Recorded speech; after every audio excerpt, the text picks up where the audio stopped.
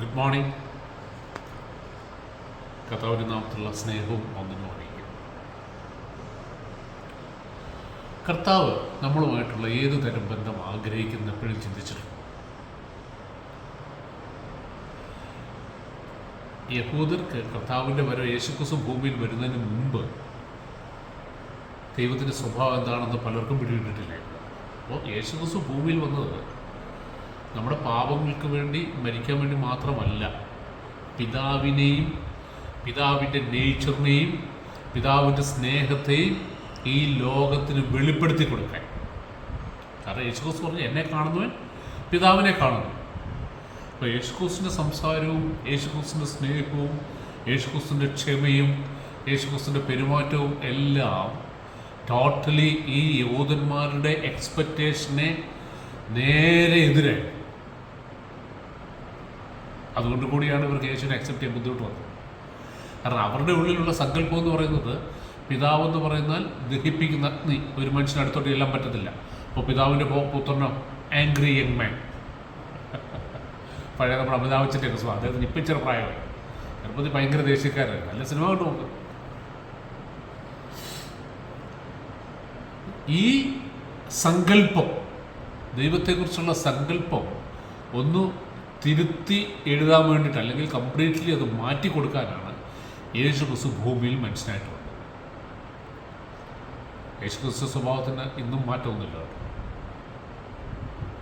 അതിൻ്റെ ഏറ്റവും വലിയ ഉദാഹരണമാണ്, ദൈവത്തിൻ്റെ സ്നേഹത്തിൻ്റെ ഏറ്റവും വലിയ ഉദാഹരണമാണ്. ഞാൻ എപ്പോഴും എന്നെ വളരെ ചിന്തിപ്പിച്ചിട്ടുള്ള, അല്ലെങ്കിൽ വളരെ ഇൻഫ്ലുവൻസ് ചെയ്തിട്ടുള്ള ഒരു ടോപ്പിക്കാണ് ആ അഡൽട്ടറിയിൽ പിടിച്ച സ്ത്രീ, വ്യഭിചാരത്തിൽ പിടിച്ച സ്ത്രീയോടുള്ള കർത്താവിൻ്റെ ആറ്റിറ്റ്യൂഡ്.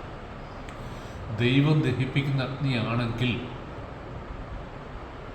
ആ സ്ത്രീയെ യേശുവിന് മുമ്പിൽ കൊണ്ട് നിർത്തി ഈ പറയുന്ന യഹൂദന്മാർ പറയുന്ന സ്വഭാവമാണ് കർത്താവിൻ്റെതെങ്കിൽ, കർത്താവ് സ്ത്രീയുടെ മുഖത്തോട്ട് നോക്കുന്ന നിമിഷം ഇവള് കത്തിച്ചാമ്പൽ അല്ലേ? അത് ദഹിപ്പിക്കുന്ന അഗ്നിയാണ്, പാപത്തോടെ. പക്ഷെ പിതാവിൻ്റെ നേച്ചറുണ്ട്. പിതാവിൻ്റെ നേച്ചർ യേശുക്രിസ്തുവിൽ അവിടെ വെളിപ്പെട്ടത്. ഈ കൽപ്പന കൊടുത്ത പിതാവ് യേശുക്രിസ്തു. ഞാനിത് പല പ്രാവശ്യം പറഞ്ഞിട്ടുള്ളത്. പക്ഷേ നമ്മൾ ഗ്രഹിക്കുന്നതിൽ പിന്നോക്കമായതുകൊണ്ട് വീണ്ടും വീണ്ടും ഇത് പറയും. പല എക്സാമ്പിൾസ് പറഞ്ഞ് നോക്കുക. എങ്കിലും കർത്താവിൻ്റെ സ്നേഹം ഒന്ന് പിടിയിട്ടുണ്ട്.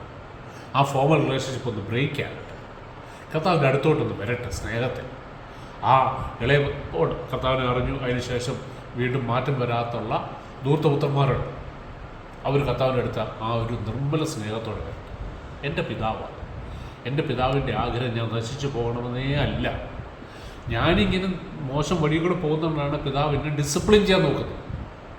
പിതാവിൻ്റെ ഒറ്റ ഒരു ആഗ്രഹം, ഞാൻ നശിച്ചു പോകല്ല, ഞാൻ നിത്യജീവൻ പ്രാപിക്കും. ഓർത്തോണം കേട്ടോ, ദൈവത്തിൻ്റെയും യേശുവിൻ്റെയും പരിശുദ്ധാത്മാവിൻ്റെയും ഏറ്റവും വലിയ ആഗ്രഹം നമ്മൾ എത്ര മോശക്കാരാണെങ്കിലും നമ്മൾ നശിച്ചു പോകണമെന്നല്ല. പലരുടെയും ചിന്ത നമ്മുടെ ഒരു കുറവ് കണ്ടിട്ട് നമ്മളെ ശിക്ഷിക്കാനായിട്ട് ഈഗറായിട്ടിരിക്കുന്ന ഒരു ദൈവത്തെ,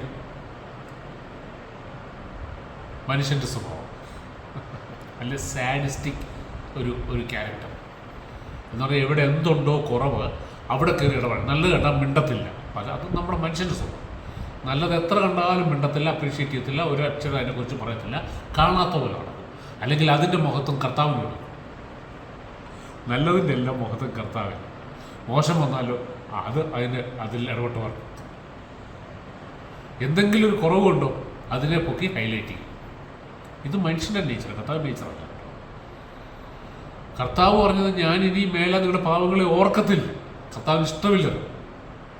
കർത്താവ് ഒന്ന് മറക്കുക. പക്ഷെ നമ്മൾ കർത്താവിനെ കാണുന്നത് എങ്ങനെയാണ്? എടാ, എൻ്റെ കുറവുകൾ നോക്കി എന്നെ ശിക്ഷിക്കാൻ നോക്കിയിരിക്കും. അപ്പം ഞാൻ നന്നായിട്ട് പെർഫോം ചെയ്യണം. നമുക്കറിയാം, പണ്ട് ടി വിയിലൊക്കെ ഈ റിയാലിറ്റി ഷോസ് ഉണ്ടായിരുന്നു. ഇപ്പോൾ ഒത്തിരി മാറ്റം വന്നിട്ടുണ്ട് അതിനകത്ത്. ആദ്യമൊക്കെ ആദ്യത്തെ ജഡ്ജസ് ഒക്കെ ഭയങ്കര സ്ട്രിക്റ്റാണ്. ചില പിള്ളേരെ കരയിച്ച് ഇല്ലായ്മ, അവരുടെ ഭാവി തന്നെ നശിപ്പിച്ചത്. അങ്ങനെ ഒത്തിരി പേര് നമുക്ക് ആദ്യം ഇതൊക്കെ വിട്ടുപോയിട്ടുണ്ട്. അപ്പോൾ ചെറിയ മിസ്റ്റേക്സാണ്. ഇവർ മാസ്റ്റേഴ്സാണ്, ഇവർ പെർഫെക്റ്റാണ് അതിനകത്ത്. അല്ല, പെർഫെക്റ്റ് ആണെന്ന് വിചാരിക്കുന്നത്. അവർ വരുന്ന, അല്ലെങ്കിൽ എന്താ പറയുക, ഈ കുഞ്ഞുങ്ങളെ വലിയ വലിയ കാര്യങ്ങൾ പറഞ്ഞ് അതിൻ്റെ ആ രാഗം പോരാ, മറ്റേത് പോരാ, മറിച്ചത് പോരാ എന്ന് പറഞ്ഞ് ഇവരെ അങ്ങ് ഇല്ലായ്മയില്ല. അപ്പം നമ്മുടെ പലപ്പോഴും നമ്മുടെ ഒരു കോൺസെപ്റ്റും കർത്താവ് ഇങ്ങനെയാണ്, കർത്താവ് പെർഫെക്റ്റാണ്. നമ്മൾ പെർഫെക്റ്റ് ആകാൻ പരിശ്രമിച്ചുകൊണ്ടിരിക്കും, ഓരോ ദിവസം കിടന്ന് അധ്വാനം ചെയ്യുക. പക്ഷെ അത് കർത്താവ് കാണത്തേ. നമ്മളിൽ ഒരു നല്ല ഗുണവും കർത്താവ് കാണുന്നില്ല. കർത്താവ് നോക്കിക്കൊണ്ടിരിക്കുന്നത് എവിടെയാണ് അവന് ഫോൾട്ട് വരുന്നത്, അതേ പിടിച്ച് 2 അടി തരിക, ഒരു ശിക്ഷ തരിക, അല്ലെങ്കിൽ നമ്മുടെ വണ്ടി ഇടിപ്പിക്കുക, അല്ലെങ്കിൽ കാലൊടിപ്പിക്കുക, അല്ലെങ്കിൽ നമ്മുടെ പിള്ളേർക്ക് എന്തെങ്കിലും അനർത്ഥം വരിക, രോഗം വരിക, പരീക്ഷ തോപ്പിക്കുക. അത് കണ്ടുകൊണ്ട് ഇങ്ങനെ ചിരിച്ചുകൊണ്ട് സന്തോഷം, അവനിട്ടൊരു പണിയുണ്ട്. കഷ്ടമാണ്. ഞാനീ പറയുന്ന അത്രയും എനിക്കറിയാം വേഴ്സായിട്ടൊന്നും ആരും ചിന്തിക്കാറില്ല. എങ്കിലും നമ്മുടെ മനോഭാവം ചിന്തിച്ചു എൻ്റെ അങ്ങനെയാണ്, ഫ്രാങ്ക്ലി സ്പീക്കിംഗ്. അപ്പോൾ റിലേഷൻഷിപ്പ് ഇല്ലാത്ത നമ്മളെ ദൈവം ആരാണെന്ന് മനുഷ്യന് തിരഞ്ഞെടുക്കപ്പെട്ട യഹൂദന് പിടികിട്ടാഞ്ഞത് കൊണ്ട് കൂടിയാണ് യേശുക്രിസ്തു വന്നത്. ആ വ്യഭിചാരത്തിൽ പിടിച്ച സ്ത്രീ, അതിലും വലിയൊരു പാപമില്ല. ശരീരം കൊണ്ട് ചെയ്യുന്ന ഏറ്റവും വലിയ പാപമാണ് വ്യഭിചാരം. ഞാൻ എന്നെ ന്യായീകരിക്കുകയില്ല. പക്ഷെ പാപത്തോടുള്ള ദൈവത്തിൻ്റെ മനോഭാവം എന്താ? എന്തുകൊണ്ടാണ് ദൈവം സ്ട്രിക്റ്റായത്? വ്യഭിചാരത്തിൽ പിടിക്കുന്നവരെ കല്ലെറിഞ്ഞ് കൊല്ലണമെന്ന് പറയുന്നത് അത്ര സീരിയസാണ്. നിങ്ങളത് ചെയ്താൽ നിങ്ങൾ പിശാചിൻ്റെ കിടയിൽ പെട്ടുപോകും, നിങ്ങളുടെ നിത്യജീവൻ നഷ്ടപ്പെടും, നിങ്ങൾ നിത്യ നരകാഗ്നിയിലേക്ക് പോകും. അത് പോകാതിരിക്കാൻ വേണ്ടി ഞാൻ സ്ട്രിക്റ്റ് ആകുക. നിങ്ങളെ പറഞ്ഞ് ഞാൻ ആ ന്യായപ്രമാണത്തിൻ്റെ പ്രത്യേകത ആയിരുന്നു പറഞ്ഞ് എന്താ പറഞ്ഞത്, ശക്തിയില്ല നമ്മളെ സഹായിക്കാൻ. പക്ഷേ നമ്മൾക്കൊരു ഒരു പരിധി അല്ലെങ്കിൽ ഒരു അതിര് നിശ്ചയിക്കും. ബാക്കി അടുത്ത ദിവസം കഥ